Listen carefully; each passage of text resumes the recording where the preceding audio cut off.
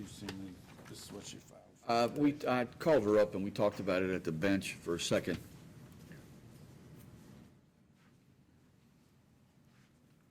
You want me to go Okay. over my motions again? No, I got, just a second, Ms. Marshall, and we're going to talk about the motions, but just hang on. And I'm going to ask you for your input in just a second. Okay. Now, the first one is a motion to recuse me. And I need to go ahead and read this. I've not seen this. And you're saying for bias, prejudice, and malicious prosecution in this case for the following reasons. And Ms. Marshall notified me that she had filed a complaint or tried to, that I'm with the judicial removal, conduct, and whatever it is. It's Judicial Conduct Commission complaint. Yeah. It's pending. I'm not, this is the first I've learned of that, and that's okay. You have a right to do that. States that RCR 2.2 is violated as there is no criminal complaint filed in this case, and the witness for the Commonwealth have never appeared before the court to charge the defendant with any offenses. And just for the record, that's not true. I have personally witnessed officers here, maybe not those two. I don't know how many officers were involved. But I don't know who those officers were you witnessed, but they had nothing to do with my case. B. Hogan and E. Wagner are involved in my cases. and Those I- officers were for other cases. Okay. Further states that Judge Sean Delahan has stated on the record that the citation is a criminal complaint, and that is true. And you say that does not follow the rules of criminal procedure regarding arrest and rules of the Judicial Conduct Commission. I filed a copy of it in the case, and it states that there should be an RCR 2.02, which is the criminal complaint, and there's no criminal complaint in the case. There's only a citation. The citation is not the criminal complaint. It is the complaint, ma'am. That's, for me, that's. I filed a it is the- copy of it in the case. And that's all fine. The rule. And that's where we have sort of a, I don't know if it's semantical or you're making something larger, or making a distinction that does not exist. You say there is no complaint. I'm telling you that the citation is the complaint. Now, the citation does not have typed on it complaint, but a citation is what they're discussing when they're talking about there needs to be a complaint filed. That's my belief. Further states, it says, number 3, defendant states that I am a disabled senior citizen and receive disability for frequency devices and neurological problems as stated in the Social Security paperwork that she's filed. And we've discussed that numerous times. And she says, yet I have been treated as if I am a person with a mental problem, and this it violates some administrative rules and judicial conduct rules. Number 4 says the defendant states that the administrative record is missing from the video coverage for April the 9th, and I have some, she says that, and I don't know if that was I'm in charge of starting the record, and I have no idea why there was no record of that, and if there is no record, I have a belief it's me that caused it, and Then the record is incorrect, and therefore I was not able to appeal because some things were said on that date that I cannot prove. There was no court reporter here transcribing, and let there's me no ask you a question. videotape. Can I ask you a question? Yes, sir. So there is a video of April the 9th? No, I went to the media room. There should be a copy and a backup copy, and there is none. There's none. And I did file a copy That's- of the administrative procedure stating that there should have been a question videotape about it. because it follows the appeal when you Right. appeal the case. No question about it. You're absolutely right on that. Then at number 5, it states the defendant has, that in the 11 months that she has come back and forth to appear before the court, plaintiff's witnesses have never appeared before the court to even charge her with any offense or were not at the arraignment, yet Judge Delahanty will not dismiss the case, and that's true. I have never been, the witnesses have never been to court. They were not even at the arraignment. I've been coming to court since last year after I got stomped by them in June. I know. So I've been Hang coming on, almost a Hang on, year. Ms. Marshall. Then we're going to get to the next one. It says a statement for record regarding KCPC. It states that on March 22, she was told that KCPC would be contacting her. Now, Ms. Marshall, Mr. Nemi tells me that KCP has never contacted. I don't think that's not entirely correct. KCPC did, she was represented by Bob Shadd at the time. KCPC did send a letter to Bob Shadd about her making her appointment, and within a matter of days, they were back in court, and Mr. Shadd was asking to withdraw. It was my understanding that Mr. Shadd was going to advise her of that letter, give her that letter, and let her follow through with it. And if she says she didn't get it, then I assume that that never happened. But That's not true. KCPC did notify Wait a Mr. minute, hang on. Shad of the Okay, and there is some need for confusion an here. appointment. Hang on for 1 second, Ms. I have, the Marshall. videotape says otherwise. Okay. I always give videotapes of every And hearing. that's good. And it is good. And that's why we have these videotapes. Okay. Now, Ms. Marshall, you still live on 23rd Street? Yes. Okay. And I gave you all my information. I have that video on March the 22nd, and Excellent. you said they'd be contacting me. Yeah, You and we got got my a phone telephone number. Ms. numbers? Marshall has a phone number right here on her papers, and I guess that's a valid one. So, May I interject something? yes. Okay, I did file this video in the case regarding me speaking in Washington along with other people across the United States before the Presidential Commission When for did the that study occur? about bioethical issues regarding people being tormented by frequency devices. I filed this in there, the Washington meeting and the New York meeting. I'm speaking on the Washington meeting. I also filed in the case my Social Security disability paperwork that says I suffer from frequency devices and neurological problems. I was not referred to psychiatrists or psychologists for that illness, and I do receive disability for frequency devices, that's what it states, and neurological problems. I also filed in that case a video, and don't let the name fool you, it's called Brain Invaders. Jesse Ventura did a interview of several he did an interview of Robert Duncan, who's a Harvard graduate employed by the CIA and Department of Defense, who talked about the frequency devices that our people are being tormented by, which he helped create. It also had Mark Phillips on that video. He's a former CIA agent and a whistleblower. I have some correspondence from him. I corresponded with him through email. It has David Corso on here, a black ops veteran, who talks about the frequency devices coming from the cell phone towers that are affecting people's health and so forth. They can direct that energy. Kenneth Baker, a former police officer, retired 14 years. He's a victim of being assaulted by the frequency devices.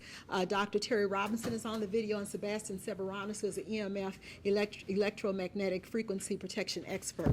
All that is on this video that I gave you. So with this video, and with the video from Washington, and with my Social Security paperwork saying I suffer from frequency devices and neurological problems, why am I being referred to a psychiatrist or psychologist? I would think I would be referred to somebody who's an expert in the field of people being tormented by frequency devices. If there's an expert, we're going to find him, someone who is familiar with, a psychiatrist might be the expert that we're looking for. Anyway, and let's do this, Ms. Marshall. Psychiatrists wouldn't know about radio frequencies. That's not what they specialize in. Well, they specialize in the brain and the function of the brain and the impact of various things on the brain and how people function after interference with the brain's normal function, whether it's a mental illness or drugs and alcohol or radio frequency devices. Well, so does a neurologist, but you wouldn't refer a person to a psychiatrist that needed to go to a neurologist. No, I'm not trying to cure you of the problem. I'm trying to understand it and see if the problem that you're suffering from interferes with your ability to understand the nature and consequences of this proceeding. And we seem to get sidetracked Well, often. if I'm referred to a psychiatrist for a problem that really involves neurology and frequency devices, then I'm going to be misdiagnosed. Well, I'd like to see something happen, and I guess what I'm going to try to do is order that KCP contact you. And Mr. Nemi, I need somebody to follow this up, and we got all the information we need for Ms. Marshall, and I want someone to contact Ms. Marshall, and I need you to go through the process, and maybe there's a misdiagnosis, and we could talk about that again in the future. But let me get back to this, and this is maybe trying to get us where we were back on April the 9th. Mm-hmm. Number one, Ms. Marshall, I'm going to overrule your motion for recusal. I'm going to hold on to this case. And this can be reviewed from time to time, and I'm issuing an order just saying I'm overruling it. And you can appeal that case. I know. But while we're here, I'm going to overrule your motions to dismiss.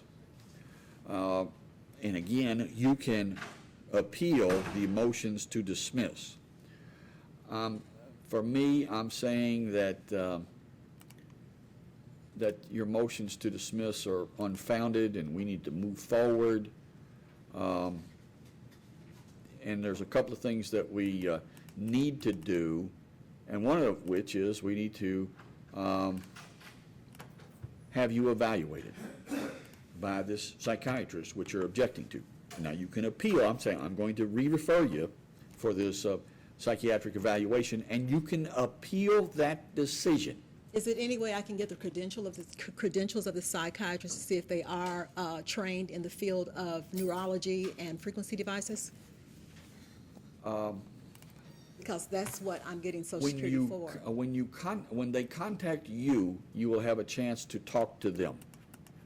A lot of chances to talk to them. And you can ask them about their credentials and so forth. That's if you agree to have this. Well, it's my understanding I can't disagree Sure you can. You can. Well, it goes, disagree with what? To make sure we're with having the psychiatric evaluation, though I have no psychiatric problems. Hang on. Yes, you can disagree, but you need to file an appeal. And this is very important, because at some point in time, if you just say, I disagree, and I'm not going to do it, and I'm going to disregard the court's order. I wouldn't do that. Okay, good, because if you do, then there's a real problem. But what you can do is you can appeal it. See, you can say, because I've ordered you to have this evaluation, and particularly it's going to go today, I got my, this red light means that we are on the record. But I have not been given any reason why I'm going to a psychiatrist other than being stomped by the police, I'm gonna tell ending you up why. with a chest Let me contusion, tell you a why. mildly Can I enlarged tell you heart, why? and a cover-up. If you want to, I will tell you why. Okay. I'm going to tell you that I'm referring you for the psychiatric evaluation because I need to know, and I need a professional to give me some information that would allow this prosecution to go forward. Because if you're evaluated, the question is, do you understand the nature and consequences of your actions, and can you appreciate the process that we are involved in? And the psychiatrist will be able to tell me that. What actions, may I ask what actions you're referring to? I went to the police because LG&E was putting a recording device on my home, and one of those, I can't think of the name of the meter, but I'm sensitive to radio frequencies, so I couldn't have that type of meter on my home. It's called a smart meter. They put a smart meter on my home and a recording device. I asked them to remove it. LG&E had no ID. They had no ID, so they had no business on my property. I went to the police to file a complaint regarding that. I know. And then all the other transpired. They told me they weren't going to give me a report number, told me to get out of the office. I started down the steps, got down the steps. That's when I was told I was going to jail. Can I stop you? All of this, I'm going to pass this case to July the 18th. Now, and I'm passing it that far out into the future because I want to give you a chance to appeal the case. That's the decisions I've made today. One is, I'm overruling your motion to dismiss. I'm overruling your motion for my recusal, and that I'm reordering the psychological evaluation. Now, you have a right to appeal all of those, and we have a recording here that we should have had back in April, and you're right. I'm believing you. I don't believe that you tell lies, Ms. Marshall. No, I filed the court administrator's letter with the case. I know. I'm agreeing with you, Ms. Marshall. So if it doesn't exist, it doesn't exist, and you need a record to appeal from. What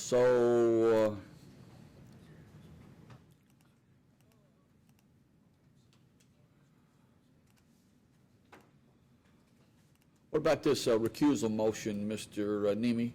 What's the Commonwealth's position on that? I don't think it's sort of any factual basis. All right, so you're not prepared to, want to join in Ms. Marshall's motion? Excuse me, may I read my reasons? 1 second, ma'am. Okay. 1 second, ma'am. Is that right? That's correct. You're not joining in the motion? No, I'm not. And most Okay. of the things that she's alleging are factually correct. Okay, Ms. Marshall, I've read it into the record already, and I have a copy right here that Okay, I'll put but- in the file. Okay. So we're not going to read it again. Okay, well, I have a copy of the rules, I don't want to see the rules. Ms. Marshall, and they're here- filed in the case. and that's good. Okay. And right where we need to be, we got a great record for you to appeal. So you need to appeal this. Otherwise, we'll see you on the 18th, and here's what's going to happen.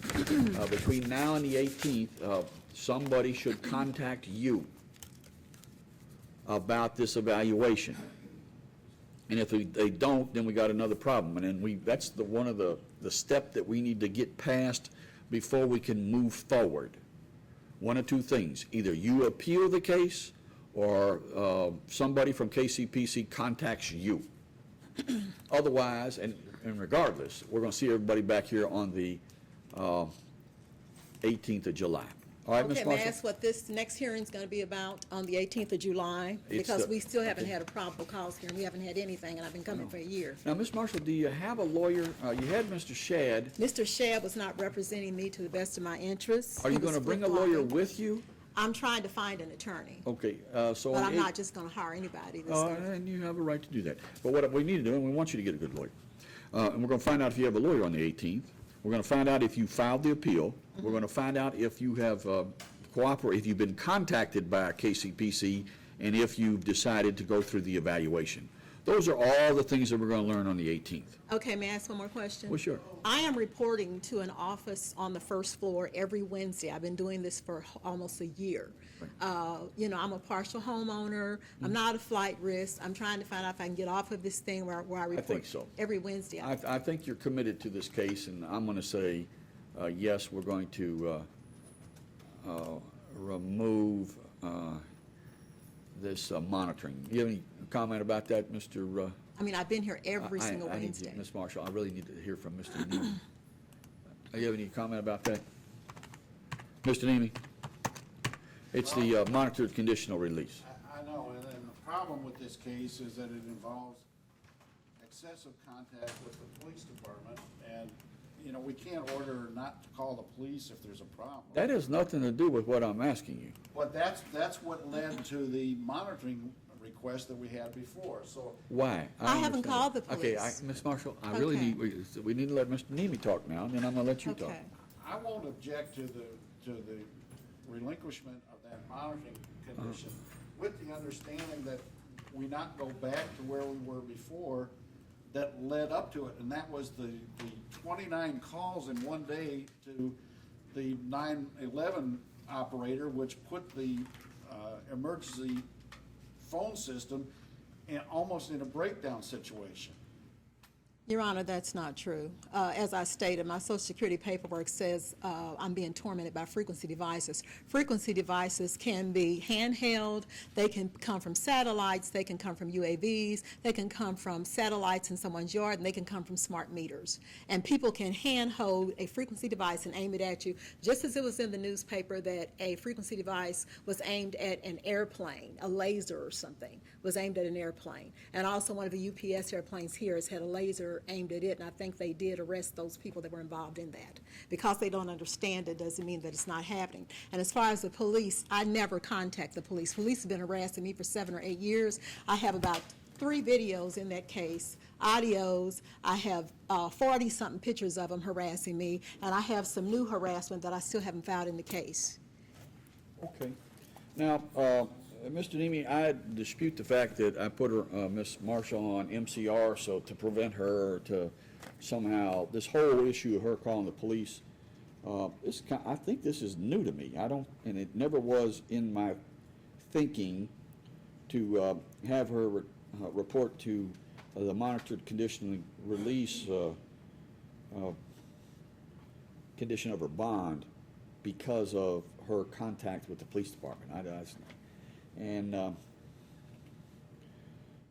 But I'm going to remove her from that requirement because I think she's committed to her case. Yes, And, sir. and let me see here, and remove MCR. Okay, now, Ms. Marshall, we know where we're at, right? You need to appeal this. We have a good record here of this today. Is it 30 days to yes, appeal ma'am. all those things? Yes, ma'am, and I can't really give you legal advice, but that's Okay, my I'll belief. look it up. And then someone should contact you with regard to this evaluation, Okay. and you can appeal my order saying that you're required to undergo this. And you did say I can request their credentials. Oh, yeah. to make sure I'm getting But it goes a- like this, they will contact you, you gotta know who it is, because there could be a number of different people. Okay, And they'll contact you, and then you'll have a chance to talk to them. okay, And you can ask them about their credentials. That's if, anyway. And if you file the appeal, right, that stays everything, that stops everything that is occurring here in district court, and gets you to circuit court, which may have, give you a chance to have someone who is a higher authority than me review all the orders that I've entered and make a determination whether my orders are incorrectly entered and that I treated you unjustly or unfairly or contrary to the law. so when we come back, this is just from the KCPC, When we whatever? come back, I need to know if we will learn on the 18th of July whether you filed an appeal. Or whether I went to KCPC. Well, it's not either or. Okay. Whether you filed an appeal I overruled your motion to dismiss, I overruled your motion to recuse me as the judge, and I've ordered you to undergo the psychiatric evaluation. Okay. You're gonna file appeal on any or all of those. Some of them you can agree with and some of them you don't. But actually, if you file an appeal, everything stops. We just stop, and then circuit court takes up the whole matter. Okay. All right? So that's what we're gonna learn on the 18th of July. And the other thing is whether you've got a lawyer, right? Okay,